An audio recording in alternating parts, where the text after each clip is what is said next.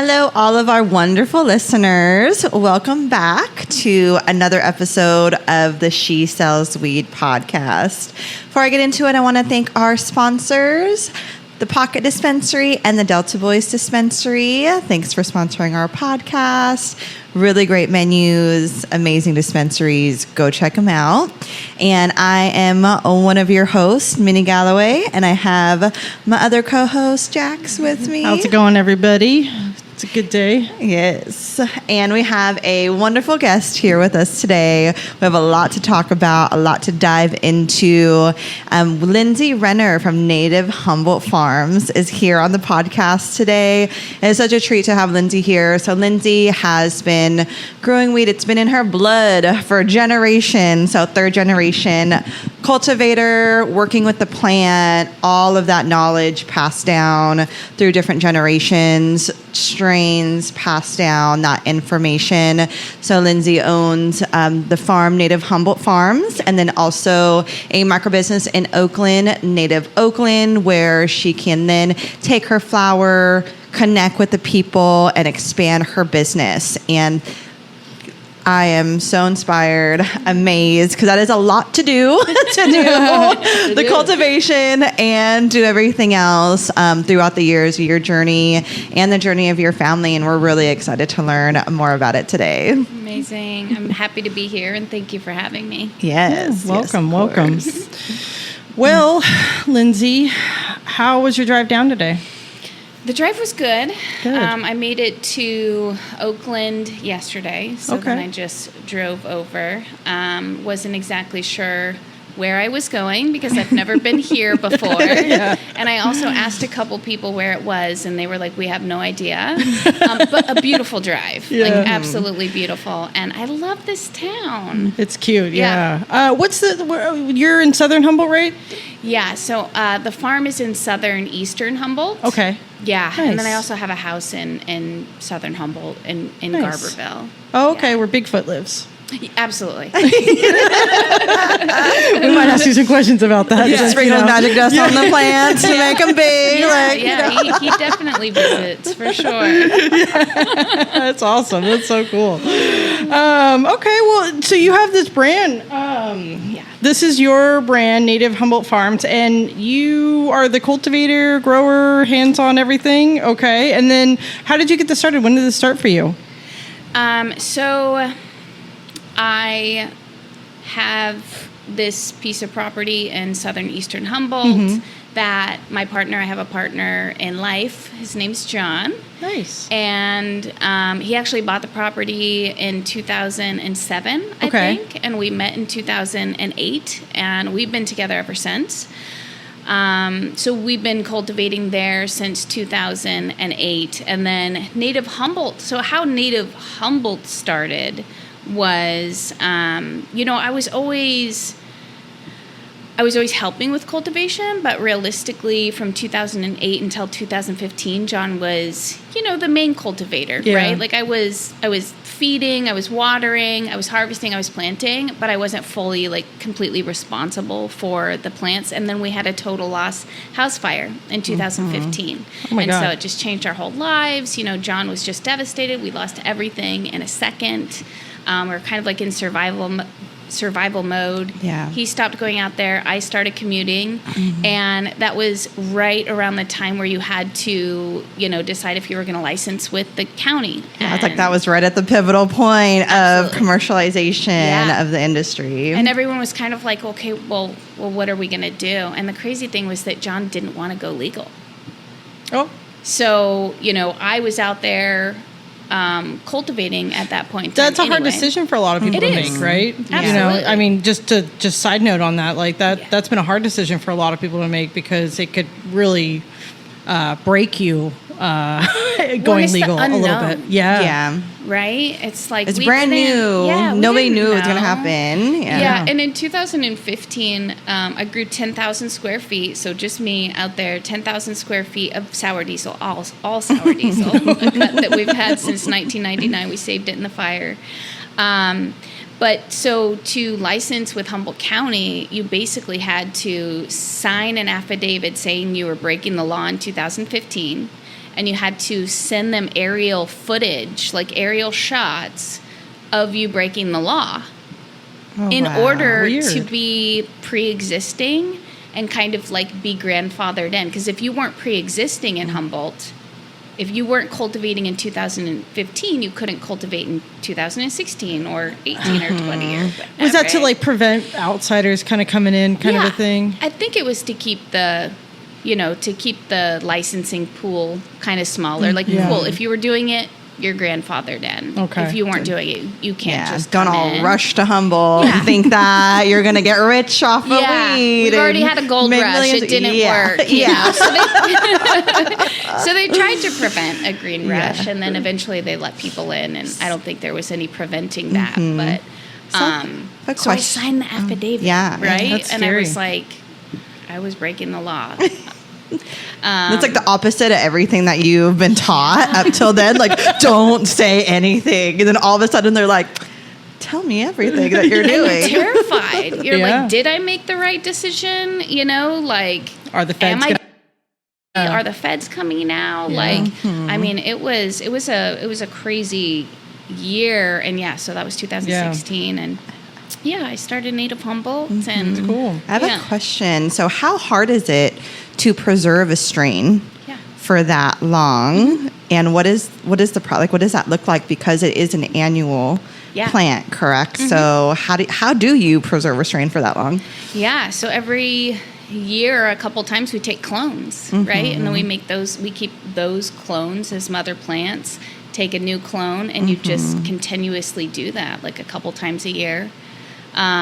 For years. Right? For sure. And you keep it. And it's terrifying sometimes because there's definitely been times where we've almost lost it, right? And we're just like trying to bring it back. And like, no, we can't lose it. And then, in the fire, we actually lost we had a couple greenhouses burned down. So we lost a lot of genetics. It was April 1st. April Fool's Day. I actually had to call John and say he wasn't there. I was like, our house is on fire. Like on April 1st, like it's supposed to be a joke. So cruel joke from the. Oh my God! He's like, you're kidding, haha. And you're like, no, really, like. No, he was on his way home, and he was like, he's like, I see the plume. Yeah. Like I see it. How terrifying! He's like 30 minutes away, but we thought we would lose it that day too. It was actually really cool. We, the fire department was there, and police, and there was a couple community members, and they were like, "Don't go back behind there." And John and I were like, "Dude, we have to go get the diesel. Like 2 of them have already burnt. Like we have to go get these trays of sour diesel." And so we walked down, just us. Against the advice of the fire department. And I will never forget, I walked out with the first tray and kind of came through like the greenhouse plastic, and there's like 10 community members just coming down the hill, and they all just went and like grabbed trays with the fire burning like right in front of them, and like carried this sour diesel out. That's crazy. And saved it. Protect the babies. Protect the sour diesel at all costs. That's a crazy story, to preserve genetics and preserve your livelihood, know. Did the fire start from a forest fire, or was it somebody's accident, or? Yeah, so it was actually, they looked at arson. It was our neighbor's house. He's an interesting individual. I think we were never really sure what happened, if there was just a fire going or what. But we were just so far away that his house caught. There was a bunch of propane tanks, and and also the house was like, our house was built in the 1800s, so it was like old homesteader hardwood floor, like old hardwood floor. Redwood beams, no insulation. Once it caught, it rolled through, and like it took 3 minutes to just shoot flames out the other side. So there was really no saving it. But well, I love that you saved the plants, and then you ended up using those plants to regenerate your next harvest? Because many people would give up at that point also. Yeah. And what made you kind of like push through? You're like, I'm still going to do this regardless of everything, licensing, fire, all of the things that are happening. Yeah, that's a great question. No, I just have a really interesting story and a really interesting connection with the plant and with cannabis in general. Like everything in my life has led me to the plant, has led me to, parts of myself through the plant. My whole life revolves around cannabis, and also almost seems like destined to revolve around cannabis. I'm third generation, but I grew up without my biological father and his parents.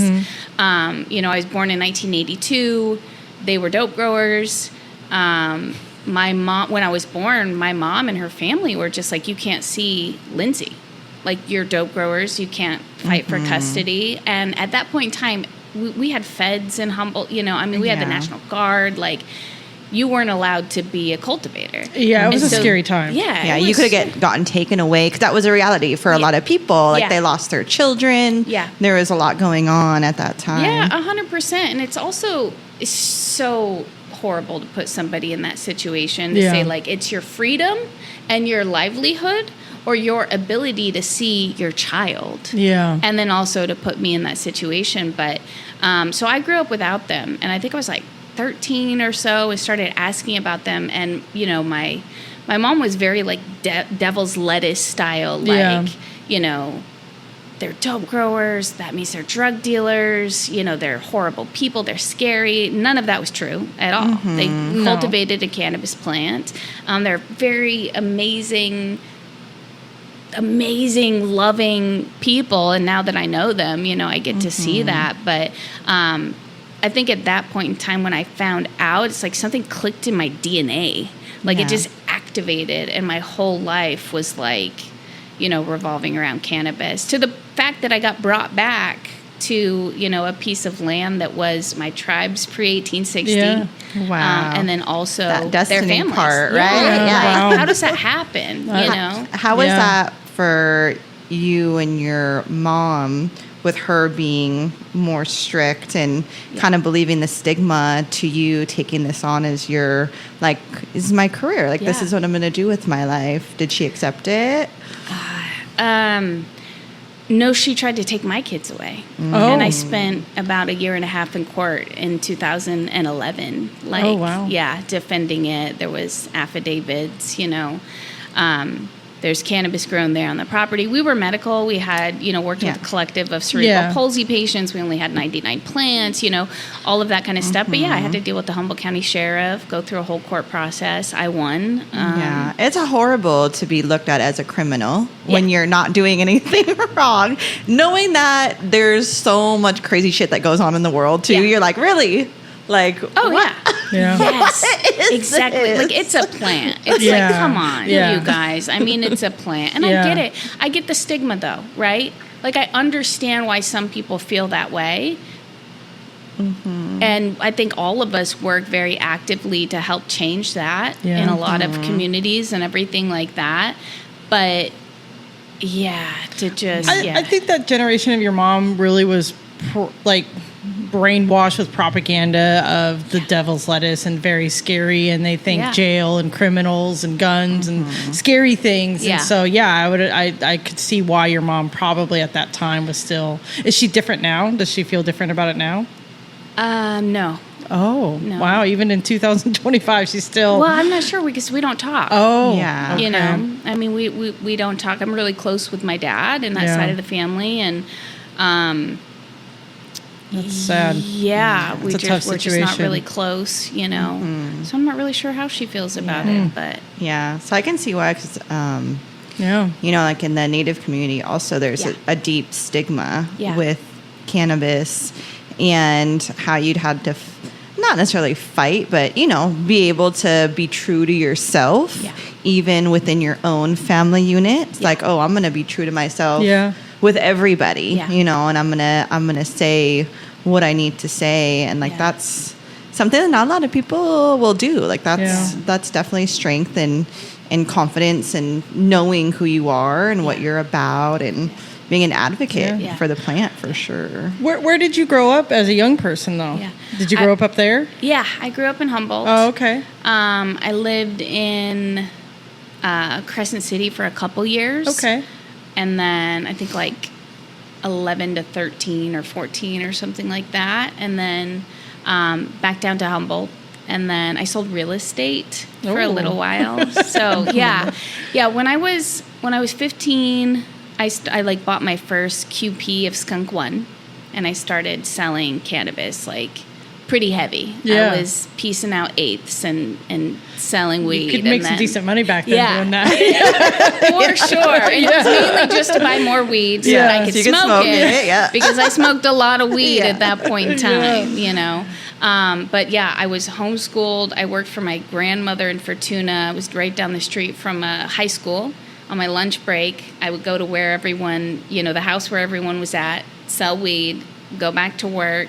It, you know, quickly became, you know, my whole life. I think a couple years after that was the first time I was like in like super southern Humboldt, like Honeydew, Cannabis Farm, a few 100 pounds of weed, you know, just kind of hanging out like in that crowd. And then I got my real estate license. I had my first child, so my life just kind of changed. I ended up selling real estate in Washington, going into the Army for a little while, and then injured myself, was medically discharged, came back to Humboldt 2008. Wow.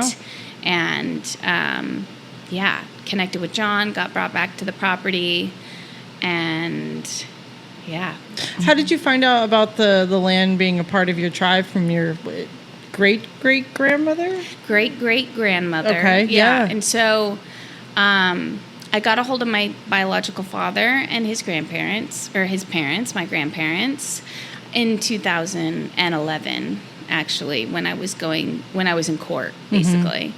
And, you know, they were like, we know exactly where you are. Like, we've followed you, you know, like we know where you are. And, you know, I mean, it's complicated. So they didn't reach out, and I was an adult at this point, and there's a lot of emotions, you know, that go along with anything that happens like that. But they literally were like, walk down to the bottom of the property, walk up on this hill.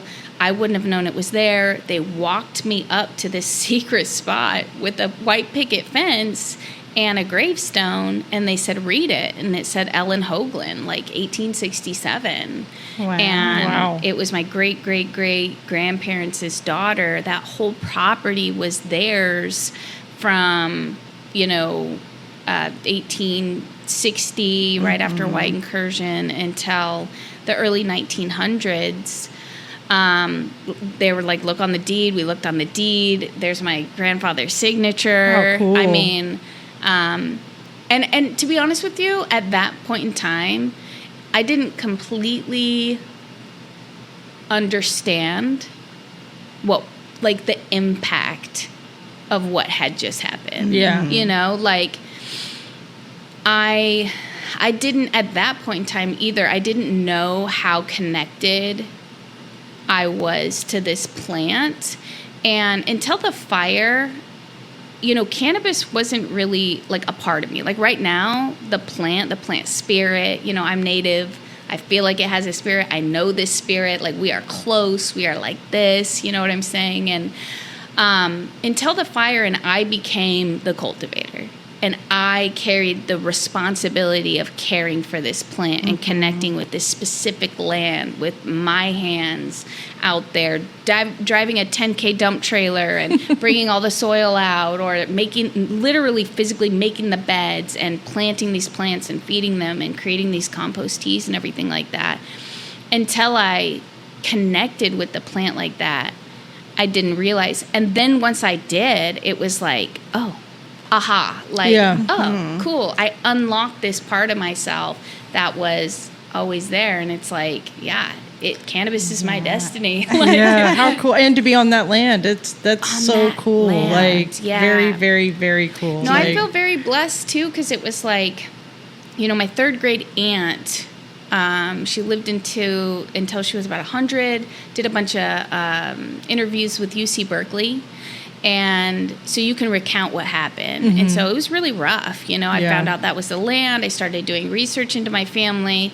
I was reading the words, and it was like hard to read. So that land was my tribe's before. It was like a recreational area. There's artifacts and all this kind of stuff before some, pretty bad stuff went down in, 1860. So it was hard to listen to it and comprehend it and kind of work through those feelings. But cannabis is so special like that, right? Like, it's such a teacher. It's such a, you know what I'm saying? It's like, it helped me just physically touching it and cultivating it. Like, it helped me work through all of that. It requires a lot of attention, I think, from my experience with growing is like, it requires, because it healed me too. The growing of it healed me. Yes. Like being a farmer, doing what you're describing, Same. it healed me. And it's something to do with like the amount of attention, not intention, but attention that you have to give this thing. Because people think, oh, it's easy to grow. And it's like, yes, sure, you can make a plant survive through the winter, summertime, whatever. But to really like grow it at the level you're growing it at, like how good this flower looks, like what you're doing. I've looked at thousands of pounds of marijuana in my life that are sun grown, and you can tell like what you're doing here. And to do that, like you can't just fiddle-faddle around. You have to be very intentional about it, and something about caring and nurturing for something that is also providing you your money and your livelihood and everything.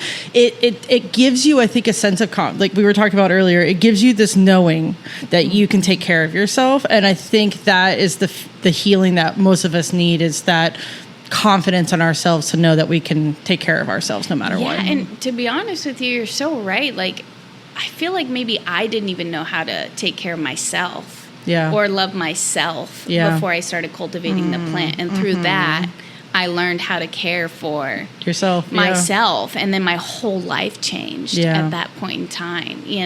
I agree. And cannabis is like so special. Like it is. That. Well, it goes down to like what you're going to feed your plants, right? Like in the beginning, we all get general hydroponics, and then we start learning, and we're like, oh, that's kind of bad, and I'm not going to do that. And then you're over here making up these most magical concoctions out of the earth, and then you're looking at yourself eating something, and you're like, I'm feeding these things like Oh my gosh. Erewhon food over here, and I'm eating at McDonald's. What am I doing to myself? Like, 100%. So you really start to care for yourself. But it has this energy, like you want to care for it. And I guess maybe not everyone does, but I think that's the difference, right? Like that's the difference between quality cannabis. And, stuff that's not quality. It's like when you care about it, it knows. It's wild. Like it responds to intention. And that's why I call it spiritual ecology. Like I really feel spiritually connected to the soul of this plant, like very deeply. And I feel like it responds to me. And I also feel like a lot of, I do a lot of like cannabis education and stuff like that. And honestly, sometimes I'm like, where did I get that information? It was banked in there. I know what you mean. Sometimes I'm just talking and I'm like, wow, I really know this shit. I'm like, dude, it like downloaded me with, this information. And I'm like so grateful, because a lot of the times I'm like, I'm just an advocate for it. It doesn't have a voice, right? And it's like, I really do think it's that special. There's something to it. But you were able to talk to, it does have a voice if you listen to it. And you're right. It does have a voice. And you just have to tune into it. And it's the most wonderful. It's the same thing with those trees up there. Like if you've never been to the Redwood Forest, which is a little bit above where you guys are, right? In Southern Humboldt, you guys are like right at the beginning of when it gets really dense, right? My house is like 20 minutes. Okay. We're about an hour from it. So, but when you go into those trees, like, and you take somebody who's never been in there, a lot of times when you take them out of it, like they almost cry because they've had this experience with like this being of plant and the forest and everything that they've never felt before, because we're so used to the city life of trees Yeah. and stuff that it's like whatever, but there's certain varieties of plants that they've been here a very long time. Yeah. They're going to be here a long time, and they carry probably like you do, you know, with being a Native American, to be honest. Like your whole connection to this space is so much more than anybody else who's come here. You know what I mean? And I kind of relate a little bit like that, because like when I went back to England to visit my dad lives in England. Wow. Which is where all my ancestors come from, which I know is not very great. We don't have to get there. I apologize. but going back there, it was kind of like, oh, this is where all of this history that I've read about and experienced, this is where it's come from. Like, these are like, this is it. Like, this is kind of crazy to think of, you know. So for you and growing on that land and being connected, like, I could only imagine the cool experience that you get to have every day being there, you know. Yeah, I feel like I'm of that land, right? Yeah, Like, yeah. I'm of this earth. Yeah. Like this specific earth. Like Yeah. literally, I'll sit there sometimes and just, you know, you find church chips and work. Yeah, I was gonna ask you ever find stuff? And yeah. And you know that they were sitting right there where you're sitting, you know. So crazy. And I'll sit there, and it's just incredible to be so connected, you know, and have that record. What is your tribe called? Because I don't want to try. I don't want to brutalize it. It's Wailaki. Wailaki? Wailaki. Cool. And it's part of the Round Valley Indian tribes. Okay. And it was, you know, 5 tribes that were kind of pushed together. So it's not our original land, but right now the reservation's in Covelo. So it's Mendocino County. Oh, okay, so it's okay. like an hour and a half or something south of us. But we were native to Humboldt. I see. Yeah. So that's like the name. Native Humboldt. Interesting. Yeah. I think it is very cool when, and it's a blessing and a curse when you feel like you're the one that's destined to kind of heal some generational trauma, but coming back to that. But the benefit of that is that your ancestors are with you as this is happening. Also, being on the land and having that connection, and getting back to the. You know, and I think we all have in our ancestry, like indigenous ways that we have done certain things and how we used to live. And with you, it's just so connected and close and there and present in everyday life. But all of those things are meant to heal us. It's meant to provide medicine in different ways. Like song could be medicine. Yeah. Trees could be medicine. Yeah. Cannabis is medicine. Yeah. All of those medicines are there. And I think that's a really cool, you know, gift, but also, you know, not the easiest road to take either. Yeah, a lot of pressure. Yeah. Is your land, the space, is it considered a reservation? No. Oh, okay. So we were on that land. Right. There's like these oak trees, and that was our food source, and these artifacts. What kind of trees? Oak trees. Oh, oak trees. Okay, right. Yeah, okay. So with the acorns and to make the flour and everything. Okay. Yeah. I sound like such a white person. I'm like, the flour. Yes. Jesus Christ. We're learning. I have a lot of respect for Native American people. Like, I absolutely love it, and I love how connected they are. Because, like, as a white person, I more identify with that than I do anything else. You know, because like everything you're talking about, I'm like, that's me. Right? Yeah, like, I'm like, cover me in the dirt. Like, I am a part of this. Yeah, I love nature. Seriously. Me in the dirt. Yeah. You ever seen those people that do that with the compost soils? Have you ever seen that? Yes. Yeah, where they like get I'm like, I don't know if I want to do that, but they get in it. Like. The microorganisms in soil are actually proven to be antidepressants. Oh, interesting. Yeah, like when your body touches the microorganisms, the living organisms in soil, it makes your brain happy. Yeah, like, that's what they were saying about like digging in dirt, like healthy dirt. The microbes interact with our bodies. Yeah. Like even earthing, like just laying in. Yeah, there's frequencies. Take your shoes off, just stand in the grass. Yeah. Like, you know, your body's exuding these energies. The other thing, like redwood trees, there's a really good book. What's it called? The Hidden Life of Trees, I think. So redwood trees actually communicate through this mycelium network. Yeah. If they have like an elder that has died, Yep. a lot of times they'll feed it. They'll just keep feeding it, like out of respect. And if they have a baby that drops and it can't, reach the sun, out of the canopy to get the sunlight, they feed it. So they feed their young until they're old enough to stand on their own, And so it's like there's this whole missing part, I think, just in society in general. And that's my work with cannabis, I think, is really,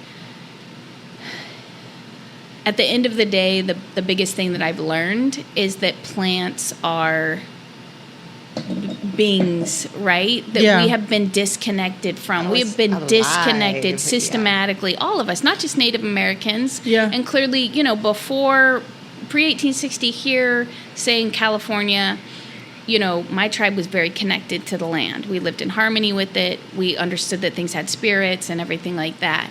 The first thing that happened, was taking that connection away. And now look where we've gotten, just all of us. Yeah. Everyone here walking on the earth. And for me, my work with cannabis has led me to knowing that that's the message that I'm supposed to be spreading to tribal nations or just people in general. We're It's sick. like, We're fucking and we need that sick. connection.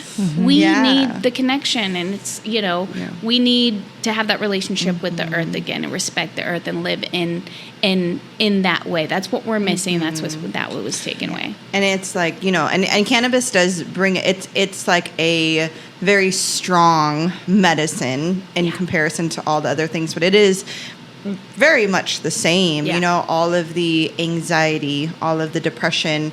I've been like kind of learning more about like these neuroscience people, and like they talk about our brain. Yeah. And I'm like, okay, I need to get better sleep, but like we have our phones and we have the light coming in, so that causes us not to get good sleep, and so like we're depressed. How you're like, oh yeah, rubbing dirt on yourself cures depression, all of these things. Like I think many humans out there are walking around very sick, and we're making the most out of it, right? And we're trying, and that's all that you can do is like, I'm going to do my best every day and try to become more aware of the things that make me healthy. But as a society, there needs to be something that happens, because we don't want to suffer. We don't want to live like this every day. Like that's not ideal to do. We have to heal, and we're getting further and further away from being healed. We're getting sicker and sicker. I mean, there's so many autoimmune diseases. Even I have an autoimmune disease. My son has an autoimmune disease. There's just so much. We're getting so far away from where we need to be. And it's like, I know that my family, my tribe had a good way of doing things, and we can't go back to that, and we also can't change what happened, and that's okay too, right? We're in the present right now. We have to get back to that a little bit. Yeah, I like to call it like, personally, it's just a term that I use, the ancient future, because you're living very similar to how like we did before in ancient times, but yet we're living in the future. So you can't negate that, and you have to somehow mirror the two in an understanding of how to live in this world, but live with values and perspective that help yourself. Because I think once you're healed, then it's much easier to then exude that. Into the world as you step out there every day. But it's like, it's got to start with you first. 100%. So we're smoking some of your beautiful flower here. What strain did you roll? I rolled the, let's see, Julius Caesar strain. It's very tasty. What is it's the OG really you said? It's OG Cross. Yeah, it's very tasty. It has a sweet undertone. It does have a sweet undertone. And it's super smooth. Like, it's not choking me out or anything. It's very nice. Yeah, I enjoy it. And I think that is very important, because I think sun-grown gets a bad rap. Yeah. Oh, yeah. And it's because of boof. And because people out there, 90% of it is just boof. put their boof. And, one thing, like when we source for our store and everything, it's like, we're not just going to take whatever the fuck is the cheapest and be like, oh, put it on your shelf or whatever, because people want it. And like, I get that. And there's, other ways, like, let's do shake, let's do something that's good, whatever that is. But when people taste harsh sun grown, it turns them off. And I'm like, no, there's actually good sun ground. Yeah. There is. But it's few and far between now. Like, it's been wild to see the market and kind of how it's... And I think it takes years, in my opinion, to really get good at growing cannabis. Like, I'd say if you've been growing for 5 years, you're just at the very foundational base layer of really understanding what you're doing. Yeah. You're just going to start now evolving that into like your special techniques and the special little tweaks that you want to do with that certain strain or this certain growing location and whatever. And not a lot of people have had that time to really do that. They just throw up gardens thinking that they're going to make all this money. That's not the case. Yeah. And I think with like you, like how long have you been growing now at this point? 18. This is season 18. 18 years, and it's like probably your drying room and the way you harvest and everything that you do is so probably finessed and dialed in that it can make an incredible product like this. You know what I mean? So this is very, very nice flower. So good job to you. And it has over 20 terpenes in it. So I mean, everything's been coming out with like, just really quality. Like, and I think, it's funny because a lot of times I literally will walk through the plants and I'm like, they need potassium. Like, you just know. Like, once this is season 18, like, and I really I take this plant seriously. Yeah. Like, I really have dove into our relationship, and I will just like walk by and like this needs potassium, and you can almost just hear it. And I've had a couple people reach out, like tribal nations and things like that, and there's opportunities to do cultivation consulting, and education. I'm like, how do you explain to someone that it's like it's a relationship that you build with cannabis, because this isn't any regular plant, and like you have to be tuned in and dialed in and like really listen, like you were saying, and how do you put that in a standard operating procedure?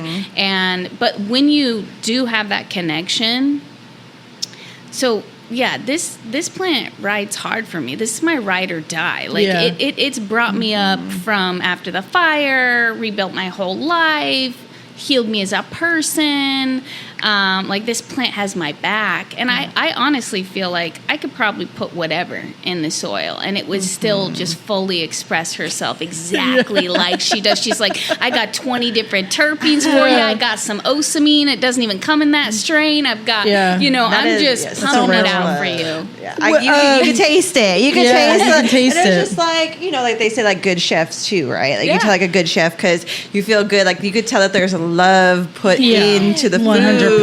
You could tell that there's that love, not just with the care, but like with the relationship of it. Like that's a really beautiful So do you have a crop coming up in fall time? Do you have things in the garden out right now? Yeah, we just harvested. Oh, okay. So we just harvested. Nothing's processed yet. And then we do 2 rounds. So we have like a later round that we let go. And honestly, it just depends on the weather. Like some years, the later round, even if we just throw it out in, August and harvest it in October, sometimes it does better. Yeah. It just kind of depends. Yeah, depends obviously on the weather. Yeah, that's another thing with sun grown is like, you have to battle so much, like outside, like everything wants your plants.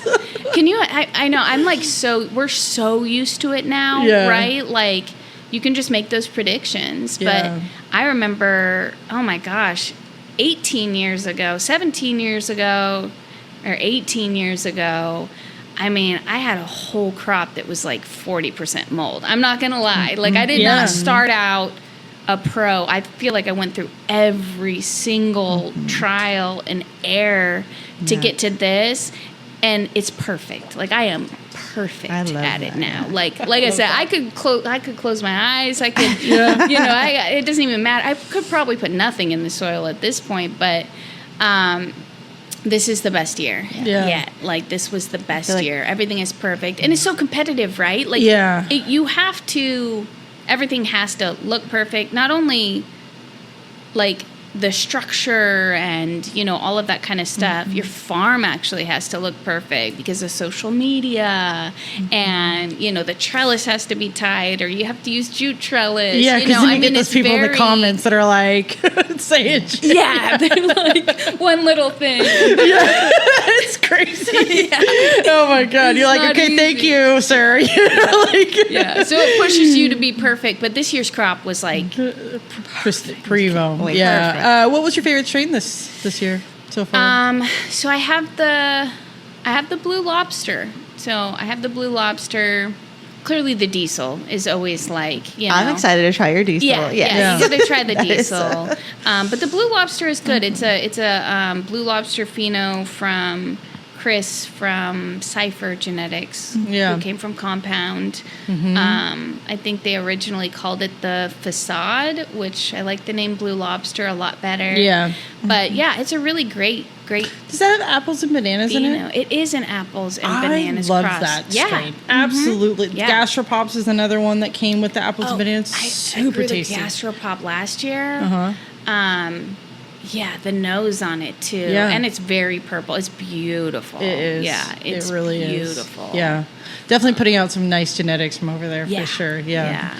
For a new company too, you know, Yeah. they've not been around a long time. Compound, particularly, and Chris. Yeah. I know Chris has been around a long time, but like that whole connection, like even though it kind of went south for them towards the end, it's like they did do some really good work. You know what I mean? They made some really Chris great is genetics. Like super talented, and he left, went to Cypher Genetics, and that was kind of like one that almost got caught in the middle of that whole thing. But I think he walked away with that one, and I don't know how I ended up with it, but that's awesome. I mean, I do, but it's just a lucky story, you know. I really do like the brand and that you're putting it out there because not all cannabis is the same. Yeah. And like you were saying, it starts with the genetics. So finding the really good genetics and then the immaculate growing techniques cultivated over the years. You know, how have you been putting out, like, so you have your brand and like the education, what would you want to see kind of come from the brand, and what are the different like benefits to educating everybody and putting people on? Like you put people on regulatory, you help people, you consult, you spread that through. Yeah. Can you talk about that a little bit more? Yeah, absolutely. It's like my path has revealed itself as I was going. And so when I started working with tribal nations like 3 years ago, it was just this aha moment. And it was like, oh my gosh, like everything in my life was leading up to this moment, right? Where at the base of it is education, you know? And it's like, I love educating. Like I love being an advocate that's like, aside from actually physically cultivating and being with the plant, I love the educational aspect of it. And I think that's a good point for us to take a quick break, and we'll jump talking about your education path, because that's a good story too. So we'll be right back, folks. All right. We're going to take a quick moment to shout out our amazing sponsors who help us keep the show rolling. Big thank you to Delta Boys Dispensary and Smoking Lounge, located at 66 Main Street, Ileton, California, and the Pocket Dispensary, holding it down at 1195 Florin Road, Sacramento, California. Both spots are open 7 days a week, serving up the top tier products, unbeatable prices, and that next level customer service. Plus, you're always going to see those friendly faces that always make you feel right at home. Now let's get back to the show.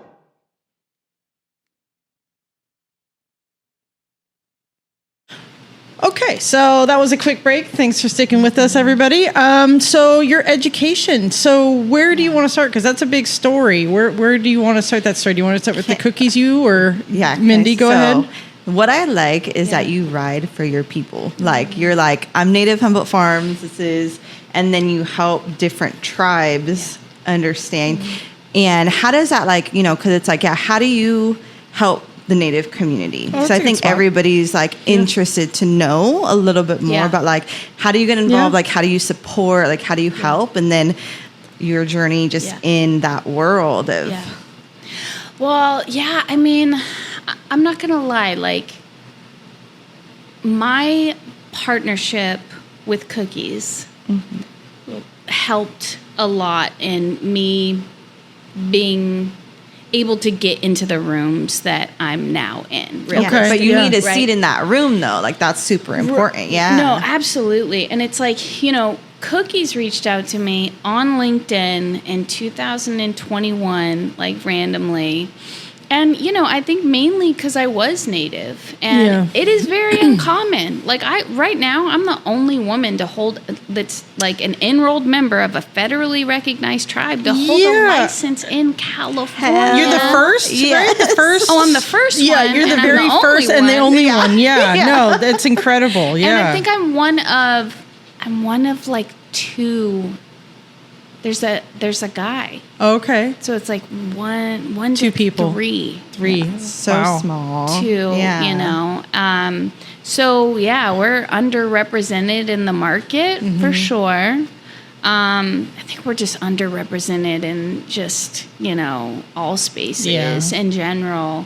But we are coming into our own right now, which is really exciting. That's awesome. Literally everything, indigenous fashion and, and cannabis and just storytelling and getting more out there and sharing our culture, because we have been like pretty closed off. Yeah.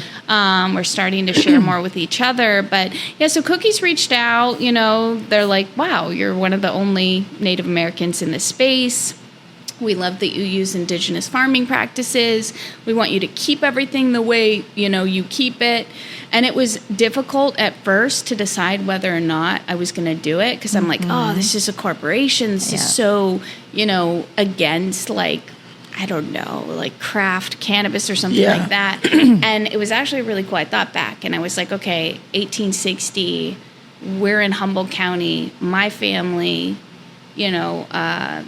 settlers come in. What if we would have worked together? Yeah. What if we would have? What if we could have came to a compromise? What if they would have listened to us? Like, here's Cookie saying, like, we like the way you do things, and we want to support and showcase that because it's unique and it's interesting, and like, we don't do it. Right. Like, we're like indoor, and we don't do KNF or indigenous farming practices. Like, we support that. Like, what if that would have happened in 1860? I'll tell you what, we'd be in a lot better place. Yeah. Can we just side note on what that is? Just really quick what that is, because most people don't know what that is. Okay. Korean natural farming. That's right.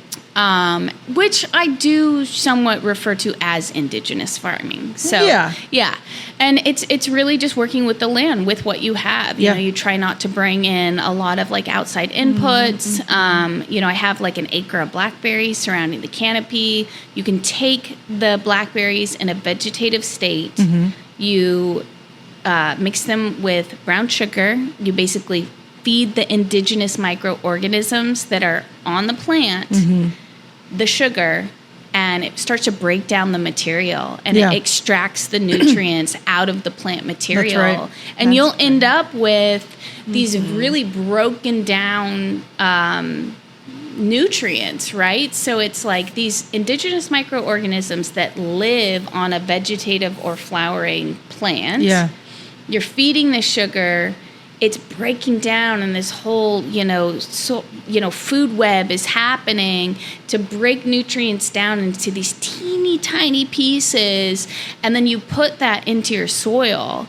And, not only are you putting down these like very broken down pieces of nutrients, you're creating living soil. So you're putting these microorganisms into these beds, and there's that whole soil food web that's going on that you can imagine under there. They're interacting, they're breaking things down even more. Well, by the time the cannabis plant comes in, really cool, cannabis communicates with the microorganisms. So it excretes saccharides, sugars, to attract what microorganisms it wants, depending on what nutrients it needs. And so then they come closer. They're like, we need you. They're like, cool, we're coming. They get closer. It starts to move up the root system, and they're so broken down that they're like so bioavailable to the plant, right? So and to those internal soil systems that are already there. Exactly. Yeah, it's like a super highway going on. So it's working. Yeah. To your benefit. Like it's so cool. It's working for you. It's one of the coolest ways anybody can grow, in my opinion. Like 100%. It's super cool that you go out and do that. Like I've heard people do rice like up against like tree beds to like harvest certain microbes out of those trees, and it's a very cool way that you're doing that. So it's a very good explanation of living soil. Yeah. I love it. I always try to visualize it. Like anytime I try to explain it to someone, I'm always like trying to have them visualize it, because that's such an important piece to it. Like imagine that network under there. Like it's real, it's moving, it's living.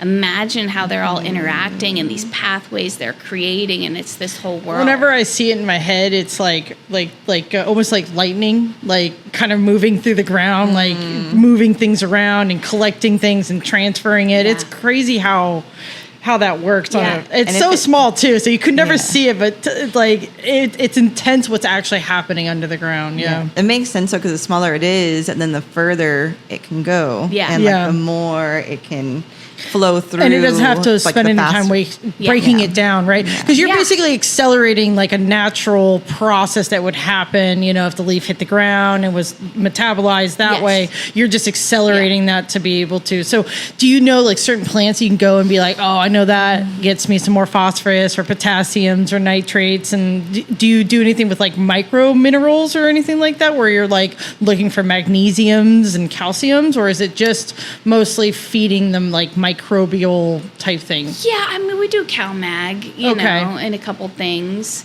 So that you kind of have to, that's something you have to bring in even with that growing process. Yeah, so I think my farm is interesting because, KNF breeds anaerobic microorganisms. So those are microorganisms that can survive without air. Compost teas breed aerobic microorganisms. Okay. So they need air to survive. Interesting. And so we do both. So like with a compost tea, you basically get like worm castings and compost that have the microorganisms in it. Then you feed those kelp, fish, molasses, whatever. And then they grow and populate. They're breeding. So same thing. So those are two different types of microorganisms. But I think the most important thing for people to understand is that the most important part of this is that plants, cannabis communicates with these microorganisms to decide itself what nutrients it wants, right? So if I go in with some, store-bought nutrients, for one, they're not broken down, so they're bigger. So imagine it traveling up a root system. It's larger. It doesn't travel as quickly, and the plant's trying to break it down at the same point in time. So it's not only choosing what nutrients it wants, but it's all the part of the work is done for it. So it just can function better. Like it can express itself more fully that way than saying like, you need this and you need this. Right. But I will say, so this year I did partner with Advanced Nutrients because I do work with tribal nations around the nation. I've been, the last 2 years, I've really been trying to get tribal leaders from different tribes together to talk about cannabis. They have a really unique opportunity to create a system that functions better than any system out there. We have sovereignty, we have our own governmental systems, we have unique relationships with the federal government, which are actually pretty good. We're having great conversations with the federal government right now. We're communicating. We're building that relationship back, and we're actually in a really good spot. And so during that work, you can tell that a lot of people getting into cannabis within tribal nations are so new. Like you said, we all start out with some store-bought nutrients. We need to know NPK ratios, nitrogen, phosphorus, pH, and potassium, and a couple other things. And we all start with store-bought stuff, and then you move up to like these really heady, like KNF, like breeding indigenous microorganisms. So that being said, I was like, you know what? I'm going to reach out to Advanced Nutrients, and they've actually been super supportive of my work with tribal nations. And And I was like, let me try to run some of your organics line on top of what we're already doing so that I can test the results so that I can actually push that easy option for them and say, The one thing with their stuff, even the organic stuff, because I've run a lot of advanced nutrients in my day, and the only thing that I don't like about their organic stuff is it's so heavy on molasses.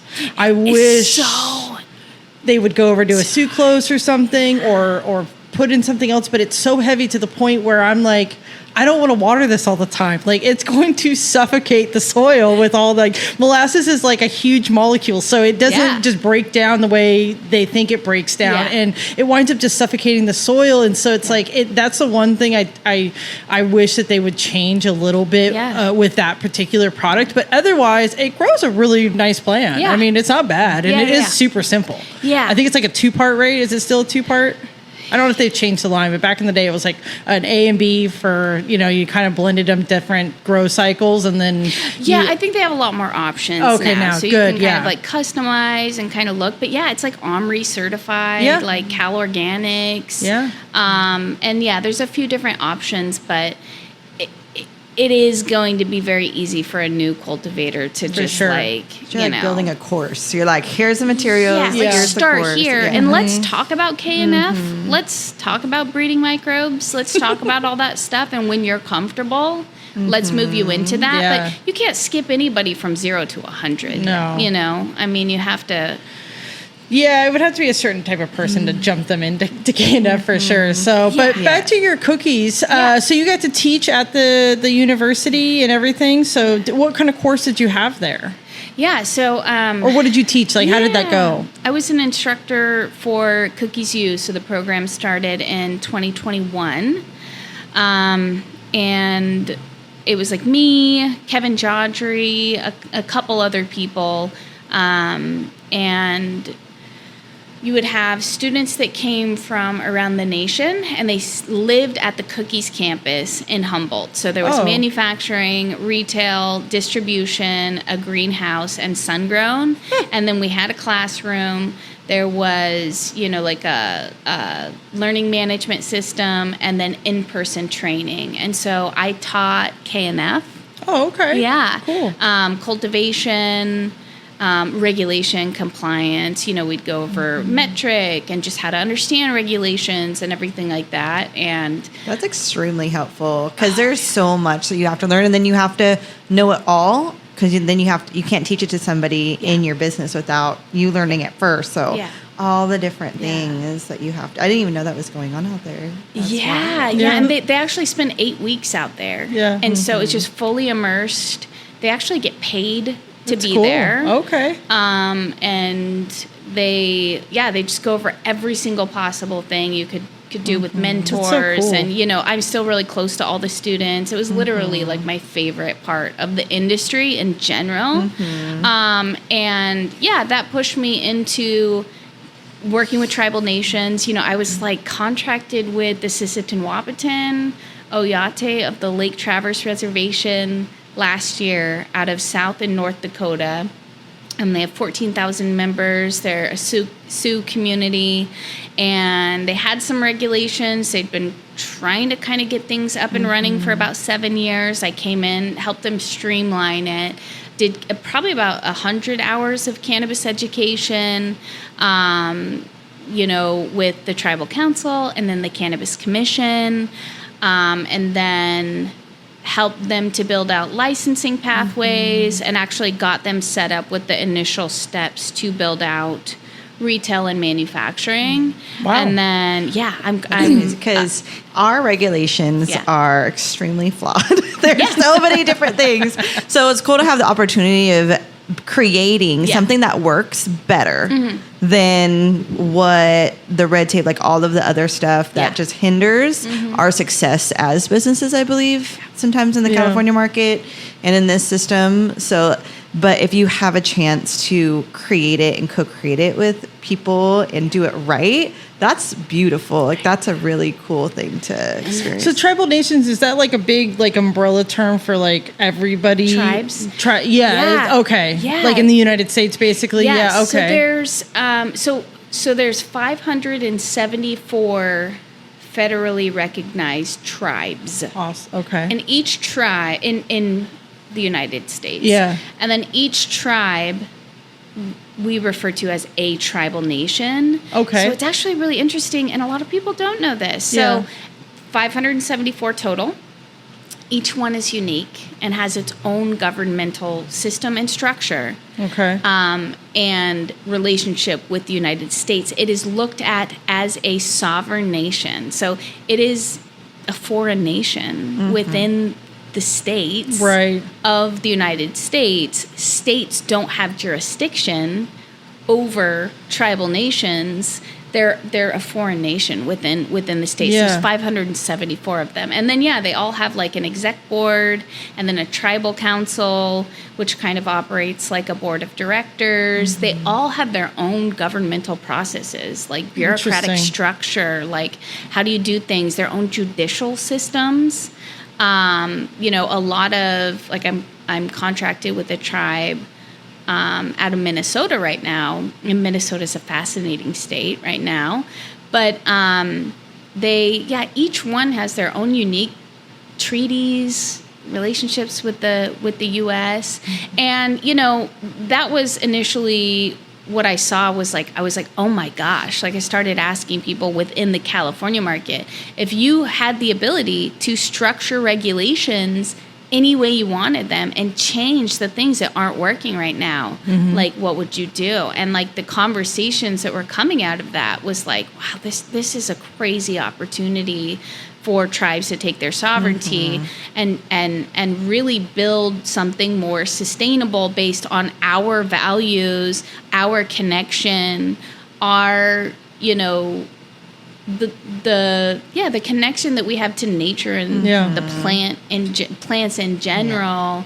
It was just a really It cool. can support communities if you do it right. And that's the intention of it. Yeah. I think that the commercialization has gotten it far from where it was more community based in that aspect, but it has the power and the opportunity like to be something that can support.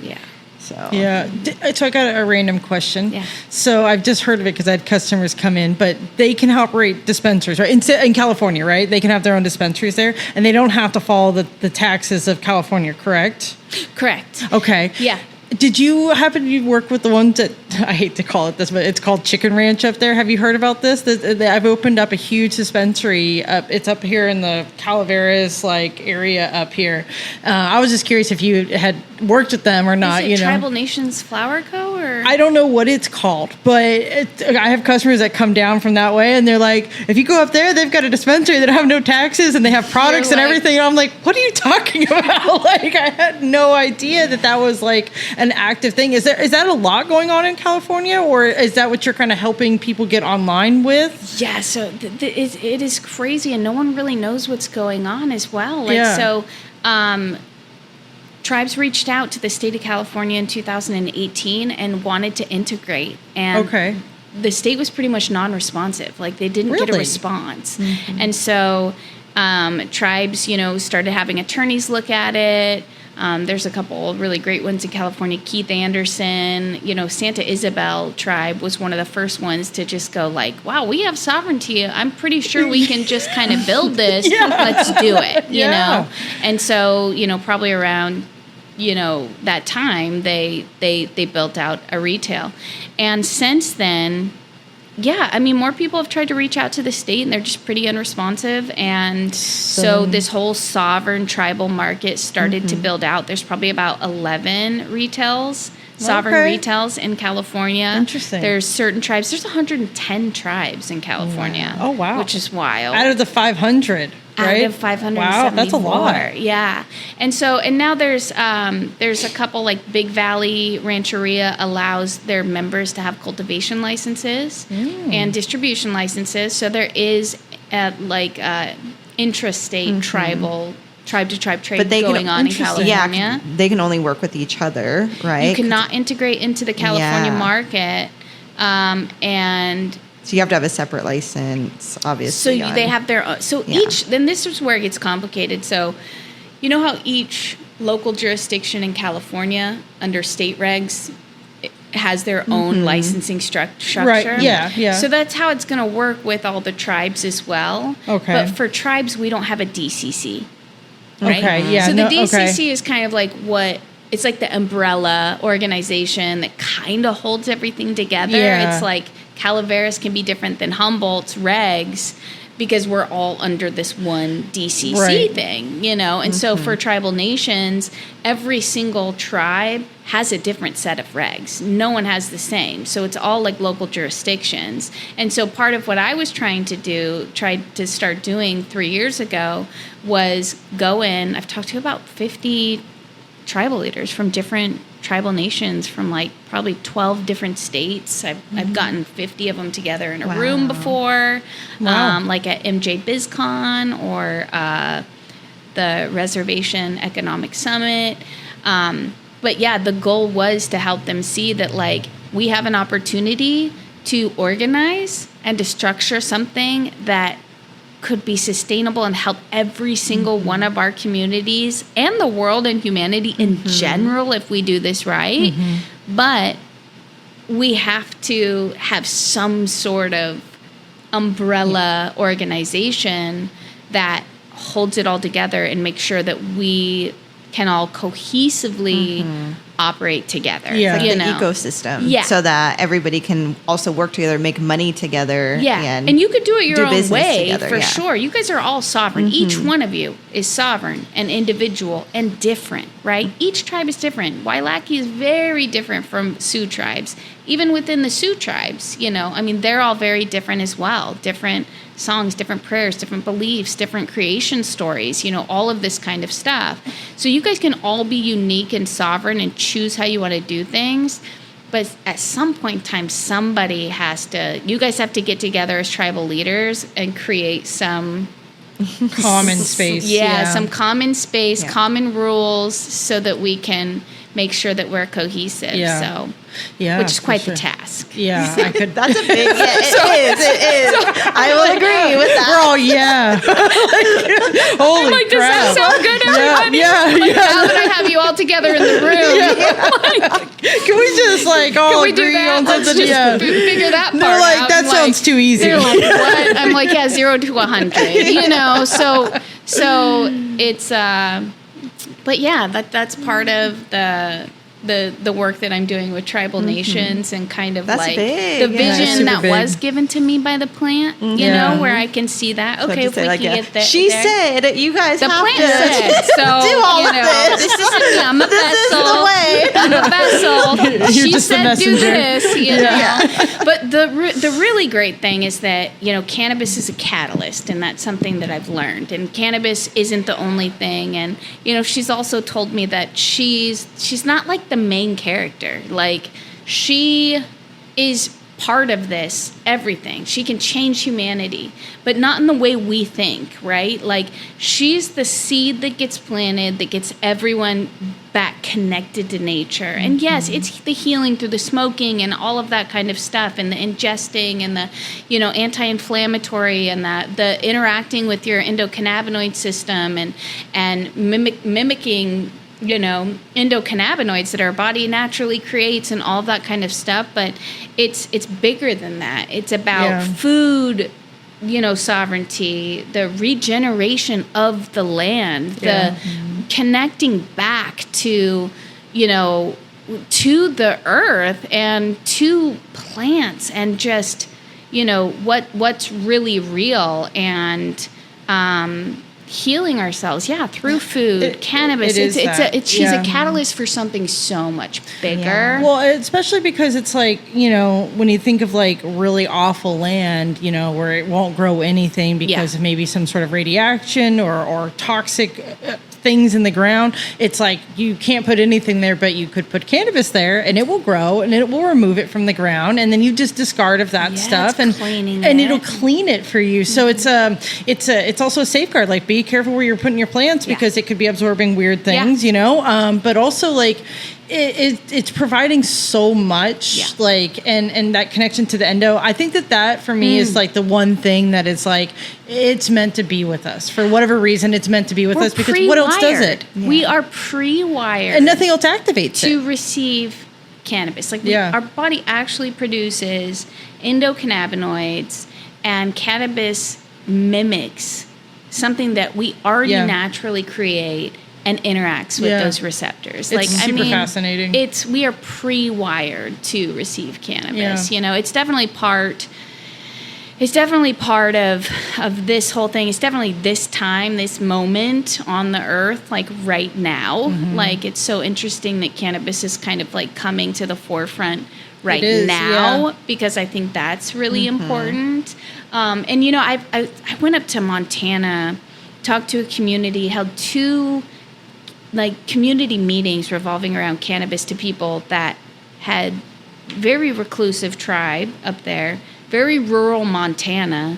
Yeah. You know, we're not talking about even California. the cities are like rural. Well, the reservations, like they didn't put, you know, they put them on land that was unfavorable to them because they want to take their land. So. Dirt road. And so I sat down. It was the most amazing thing. But, you know, you had 85-year-olds and 21-year-olds and really talking about cannabis for the first time. And it probably, you know, each meeting was about 2 hours. And they're asking all these questions. And, like, talk about, like, just makes your heart so happy. But the cool thing is that every single tribal nation that I go to, if you're sitting with a council or having a community meeting, you start talking about cannabis and you see this spark come on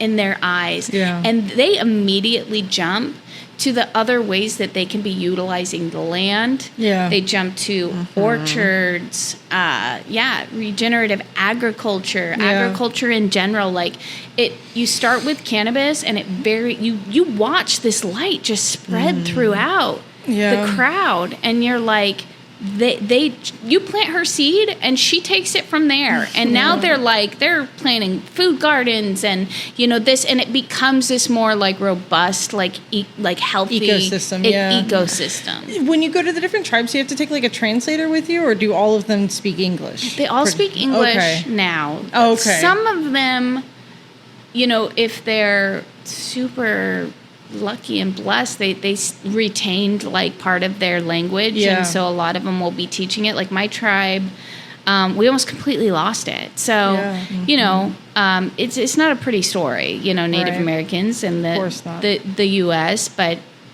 you know, for us in California, you know, man, my family had a massacre 8 miles east of my farm. 32 of my male family members were killed. That's awful. It's part of like the healing of the land too, like, you know, just everything. So, and you know, and then the women were enslaved. So my grandmother was most likely not with my grandfather that owned that property. I always say she owned it, but realistically they both owned it, right? And realistically they're both my grandparents. So we're here now, right? We're here now. We're good with the plant. We're going to be fine. You know, everything's fine. You know, we're healing. We're moving on. But we weren't allowed to be native. Yeah. So like all around the country, you're not allowed to speak your language. We almost lost ours. My Lucy Young, so my relative, worked with Humboldt State, and then UC Berkeley, you know, for the interviews and stuff. That's very cool. And they're doing a language restoration. Oh, cool. So like we have like 1,000 words. My son's middle name is Isai. It means red-tailed hawk. Cool. You know, we're just kind of learning ours. The Sioux tribes retained a lot of their language. Yeah. You know, because they were so big and just a different experience. But yeah. Yeah, that is something really, really sad. Is like the fact that, you know, people lost their entire way of being, you know, to a certain group of people that wanted to just have everything for themselves, you know, and not compromise, like you said earlier. You know, I think too, it's like we're super close to everybody realizing that all that was bullshit. They're like, whatever rules that, you tried. It's like the revolution is almost here, and there is somewhat a revolution. Yeah. And I would say that cannabis is part of that because Yeah. of the drastic change that you're firsthand seeing in front of your eyes unfold. Like, that's 100%. incredible to... When it was crazy too, like when I was working in South Dakota, I went to an Ep ceremony. A lot of people think there's drugs involved. There's not. It's heat. It's a sweat. It's prayer and song. Oh yeah, you'll trip out. I mean, that just I because had of the the biggest environment. hallucinations, and I've done drugs before. Sorry, Mom. Like real ones, not cannabis. But Real one. We had to go there. We had to go. Mom. I'm trying to get one of those in everyone. But yeah, I mean, the experience I had, I knew at that moment, I was like, and I was there because of cannabis. Cannabis brought me into that Anipi ceremony. Like I had access to, this community through cannabis. And what I saw, I was like, no wonder they tried to kill the connection. Like, it's powerful. So us reconnecting to the land is so powerful, and cannabis. Were you is scared to go huge. do that for the first time? Was it scary? No, but I am now that I went. Oh, really? I'm like, really? Like, what happened? No, I mean, realistically, I learned that, I was probably a little bit naive. Yeah. I'm trying to do some big things. Yeah. I'm trying to. You are there's some doing big lofty things. It's goals happening. here. You're already doing it, there's some lofty goals. Yeah, no, and I've traveled a lot by myself. I've traveled with other people as well. But yeah, like Montana, I went up there alone, and I'm safe. And they're just probably like, look at this sweet little lady who's trying to sell us on weed, and you're like, come on, guys. You're coming with a solution. You're like, here, this is a solution to a lot of the things that can help and bring it to different people. Yeah. That's powerful. Yeah. Well, let's review some of these questions, make sure we touched on all these beautiful points. If you could give one piece of advice to women operating in legacy or indigenous entrepreneurs that are trying to enter the market now, what advice would you give to them? Oh, wow. That's a good one. I think the advice would be, for one, I always say start with cultivation. Like, even if it's one plant, right? Like, because that connection that we've been talking about is so important, and kind of like unlocking the potential of what this plant can be, and kind of like what, your life can be with this plant, Start with the plant. So it's like, dude, start with one plant. And honestly, reach out to me. Like, if anyone wants to start with one plant, like, I will email you some information on the NPK ratio. Like, perfect. It's really important to me that as many people grow their own. But definitely start there. And then, aside from that, like, I don't know if we mentioned it on the podcast, but we were talking about how as you go through trials and tribulations, you become stronger and you evolve and everything like that. Like, I think that cannabis, with Native Americans, with cannabis, there's so many things in life that like are really hard, right? They're difficult. All the time. They're difficult, but you persevere and you get through it. And it's not all like rainbows and butterflies. Like, cultivation's not easy. It's hard. Like, it is so hard. Like, physically, mentally. I mean, it's 110 some days as well. I mean, you're sweating. You've got crap all over you. You're itchy. And then, you're itchy. Yeah, it's so itchy. bad. I feel like after a while, your arms kind of get used to it, but it's like for a while there, you're just like breaking out in hives, Yeah, So. seriously, So it's like, but that's all part of the process. Like, it's like building your perseverance and kind of, making you stronger. So it's not for the faint of heart. Yeah. If you want I to get agree. into the I agree. cannabis Yeah, industry, I do. like be prepared. It's going to be a fight, but like I think it's worth it. Yeah. I think if you have the want to be in it, there's something inside of you that's already trying to get you to where you're Yeah. going to be. So you should listen to that and go for it and be okay with the uphill road, because that journey leads you to a much, much better place. Like Yeah. it's almost I don't want to say it's a guarantee of a better place, but in my experience, it is a guarantee that you'll get to a better 100%. space. Yeah.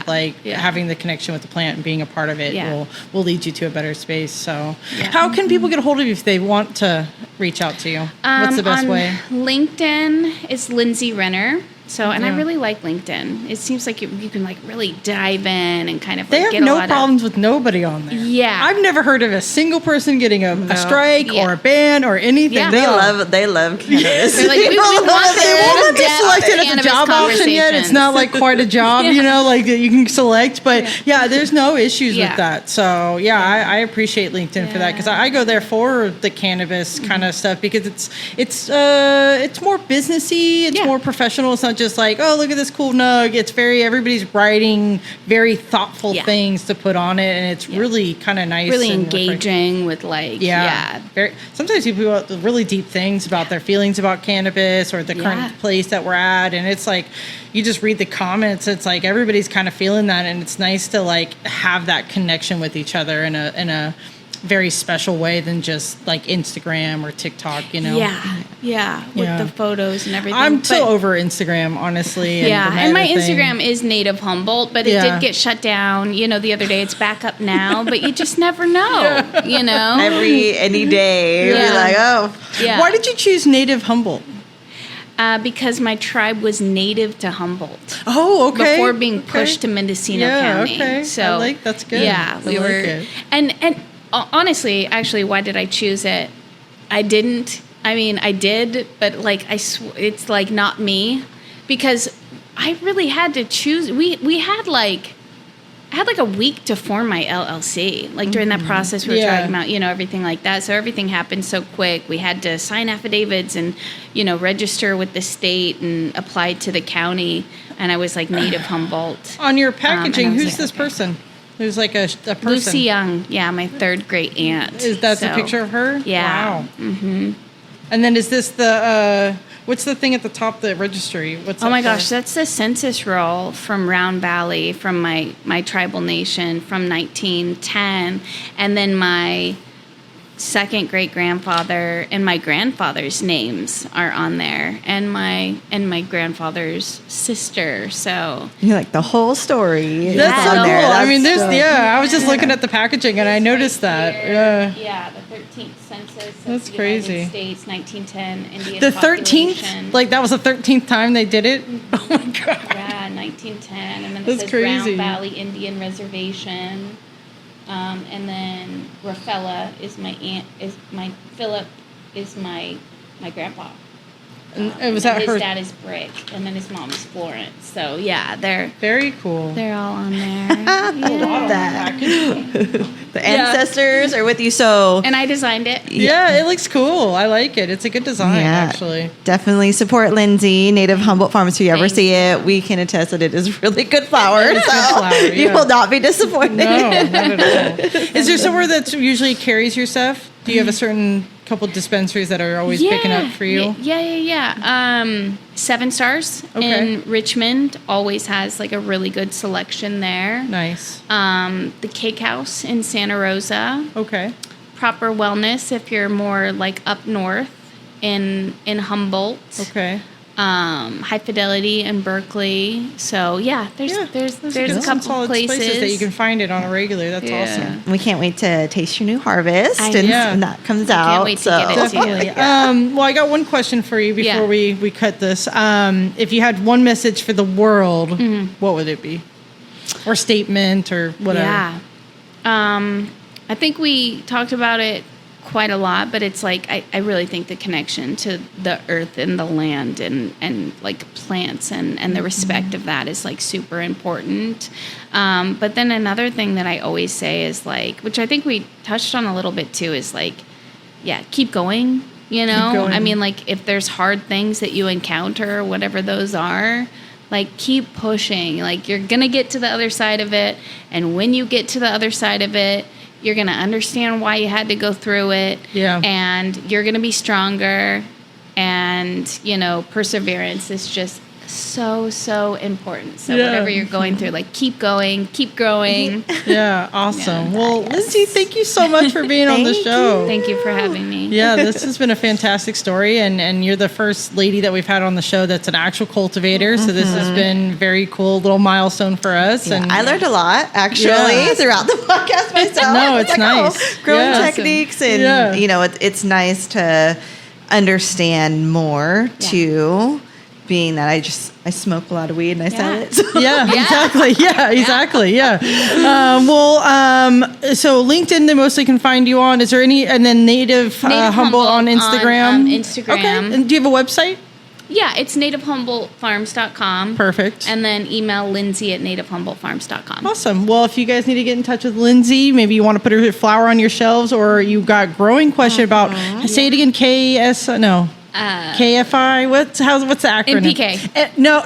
You're Korean. KNF. KNF. Yeah. If you guys got questions about that, please hit her up. And thank you for listening. And thank you to our sponsors, the Pocket Dispensary and Delta Boys. And everybody have a fantastic day. Thank you so much. See you next Thank time. you. Bye.